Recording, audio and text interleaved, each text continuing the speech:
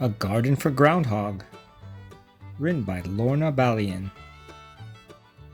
The O'Learys had a bit of a farm, a small cottage for the two of them and their cat, a tiny shed for the goat, the lamb, and 2 chickens, and a tidy little garden with an apple tree. It wasn't much of a farm, but it was big enough, and it belonged to them. There was also a groundhog. He didn't belong to anyone, just himself.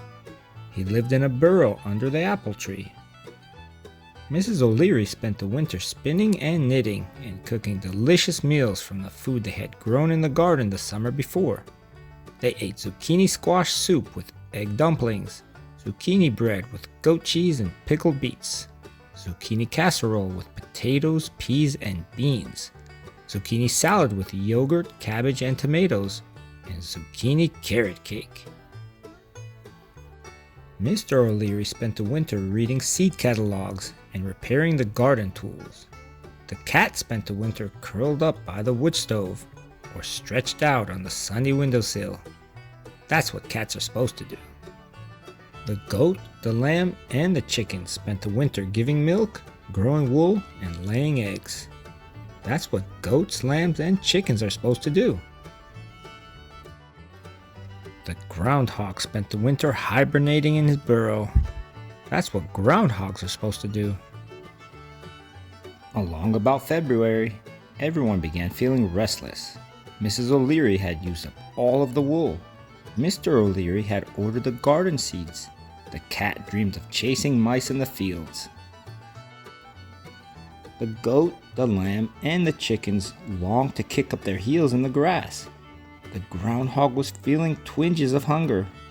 He hadn't eaten anything all weekend. He wasn't supposed to. "Tomorrow is Groundhog Day," said Mr. O'Leary. "We must watch for him in the morning.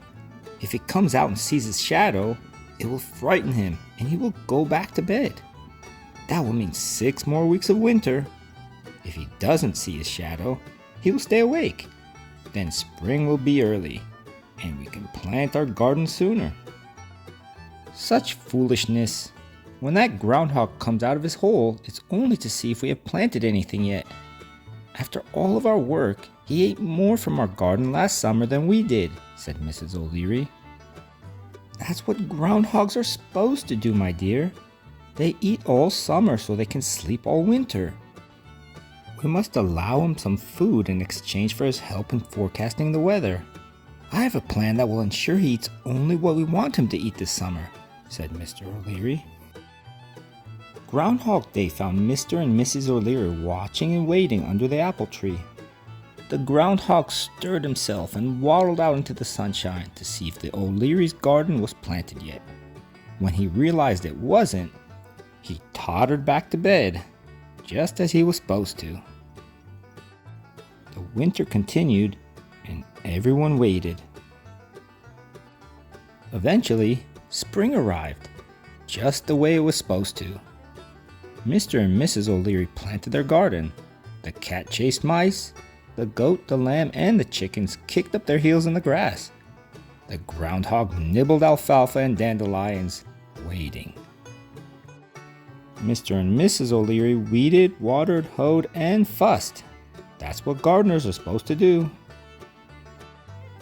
The garden grew, just as it was supposed to, and it was beautiful.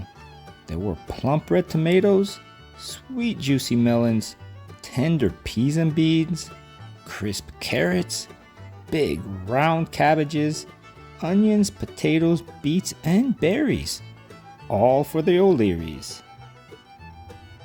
The zucchini squash was for the groundhog. But groundhogs can't read.